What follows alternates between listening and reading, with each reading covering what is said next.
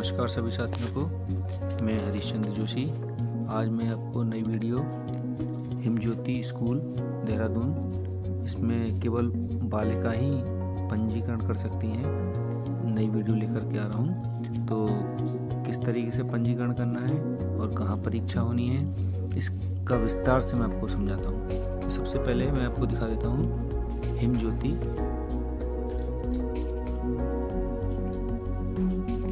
School Dehradun.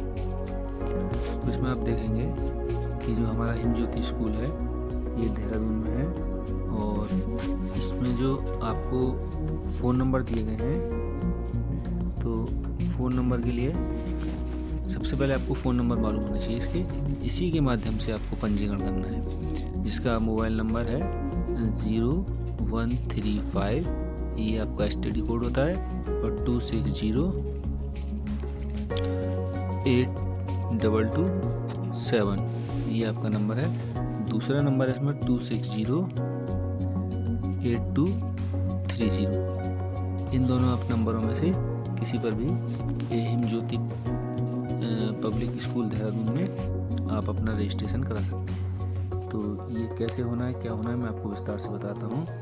जो कि हमें एक इनका पंपलेट प्राप्त हुआ है।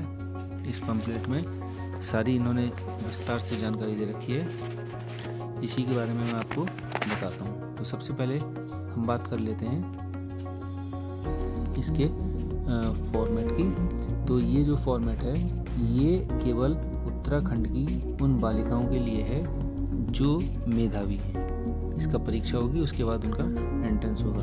तो उसके लिए कुछ प्रवेश के लिए अनिवार्य शर्तें हैं। उसमें बालिका की उम्र, जो छात्रा है उसकी उम्र 1/4/2023 को 10 से और 11 वर्ष के बीच में होनी चाहिए। अगर इससे छोटी या बड़ी बालिका है तो वह आवेदन नहीं कर सकती। ठीक इसी प्रकार इसका दूसरा बिंदु ये कहता है कि छात्रा जो है उत्तराखंड सरकार द्वारा राजकीय प्राथमिक विद्यालय में कक्षा 4 या 5 में पढ़ रही हो, मतलब केवल सरकारी विद्यालय के बालिका है। प्राइवेट स्कूल इसमें जो बच्ची पढ़ रही हैं वो इसमें एप्लीकेबल नहीं होंगी, केवल वे बालिकाएं होंगी जो राजकीय प्राथमिक विद्यालय में अध्ययनरत होंगी। तीसरा बिंदु जो महत्वपूर्ण बिंदु है, इसमें कह रहा है कि संयुक्त परिवार, इसका मतलब उसके दादा दादी, मम्मी पापा जो कंबाइंड फैमिली में रह रहे हैं, उनकी संयुक्त वार्षिक आय जो है कितनी होनी चाहिए, 4 लाख रुपए से अगर कम है तो वे इसमें एप्लीकेबल होंगे। साथ ही अगला बिंदु है इसमें ऐसी बालिकाएं जो देहरादून की सीमा में जो पढ़ रही हैं तो वे इसमें एप्लीकेबल नहीं होंगी। देहरादून और नैनीताल वो उसको नहीं भर पाएंगी। अगला बिंदु इसमें ये कह रहा है कि प्रवेश परीक्षा, इसमें जो प्रवेश परीक्षा है वह आपकी 12 फरवरी 2023 को प्रातः 11 बजे, जो नीचे 6 इसमें परीक्षा केंद्र दर्शाए गए हैं उसमें होनी है। उसमें एक नैनीताल है, आपका पिथौरागढ़ है, बागेश्वर है, टिहरी और श्रीनगर। ये सभी जो केंद्र हैं ये राजकीय बालिका इंटर कॉलेज, यहाँ पर इसकी परीक्षा जो है आयोजित की जाएगी 12 फरवरी 2023 को प्रातः 11 बजे। इसका पंजीकरण कैसे होना है और कौन कौन इसको पंजीकरण कर सकता है, इसमें किसी के भी अभिभावक या संबंधित अध्यापक अध्यापिकाएं वे उस बच्चे का पंजीकरण कर सकती हैं जिनकी आयु ठीक हो और जिनकी वार्षिक आय 4 लाख से कम हो और वो नैनीताल और देहरादून की सीमा में ना पड़ रही हों।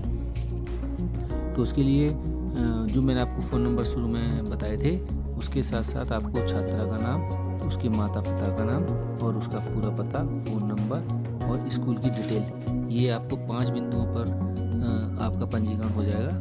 और इस पंजीकरण की जो तिथि रहेगी वो 15 दिसंबर 2022 से 31 जनवरी 2023 के बीच में इसका पंजीकरण होना है। तो तिथि याद रखेंगे, 15 दिसंबर 2022 से 31 जनवरी 2023 तक। इसके बाद आपसे कहेगा कि प्रवेश हेतु निम्नलिखित प्रमाण पत्र, जो मुख्य बिंदु इसमें ये रहेंगे इसमें कि जो आप परीक्षा केंद्र पर जाएंगे तो आपसे ये वाले डॉक्यूमेंट 8 लिए जाएंगे। वो डॉक्यूमेंट कौन कौन से मैं आपको बता देता हूँ। उसमें नंबर 1 पर छात्रा की 2 फोटो, जो भी बालिका इसमें परीक्षा में सम्मिलित होगी उसकी 2 फोटो, एक उसमें उसकी माता की और एक उसके पिता की, तो टोटल 4 फोटो हो जाएंगी, 2 उसकी बालिका की, एक मम्मी की उसकी, एक उसके पिता की, तो 4 फोटो लेकर के परीक्षा केंद्र पर जाएंगे। नंबर दूसरा है आपका, इसमें कक्षा 1 और 4, कक्षा 1 से लेकर 4 और 5 तक का परीक्षा फल, मतलब जिस बच्ची ने कक्षा 1 से लेकर के 4 तक जिस भी सरकारी विद्यालय में पढ़ रखा है उसका जो परीक्षा फल है यानी कि रिजल्ट कार्ड, उसको लेकर के जाना है। नवीनतम आय प्रमाण पत्र, आय प्रमाण पत्र आपका 4 लाख से कम का हो और जो तहसीलदार द्वारा प्रमाणित हो।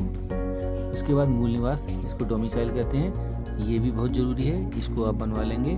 उसके बाद जन्म प्रमाण पत्र, आधार कार्ड। अब आधार कार्ड में एक तो छात्रा का जाएगा, एक उसकी माता का और एक उसके पिता का, कि इसमें आधार कार्ड 3 कॉपी जाएंगी, एक उसकी बालिका का, एक माता का, एक पिता का, ध्यान रखेंगे। जाति प्रमाण पत्र, जाति प्रमाण पत्र उन बालिकाओं के लिए होगा जो SC, ST और OBC वर्ग से आते हैं। सामान्य वर्ग यदि वो EWS में आते हैं, मतलब आर्थिक रूप से अगर कोई कमजोर है, तो उनका प्रमाण पत्र ये जाएगा। तो 8 बिंदुओं की सूचना आपको संकलित कर परीक्षा केंद्र पर प्रातः 8 बजे केंद्र होना है और कम से कम ये 2 सेट ले जाएं, एक सेट वहाँ पर आपका जमा हो जाएगा, एक सेट आपके पास सुरक्षित रहेगा। भविष्य में आपकी बालिका अगर उस परीक्षा को उत्तीर्ण कर लेती है तो आपके वहाँ पर काम आएगा। आगे है पंजीकरण हेतु संपर्क करें, तो ये जो दूरभाष नंबर मैंने जो शुरू में बताए थे वही दूरभाष नंबर है।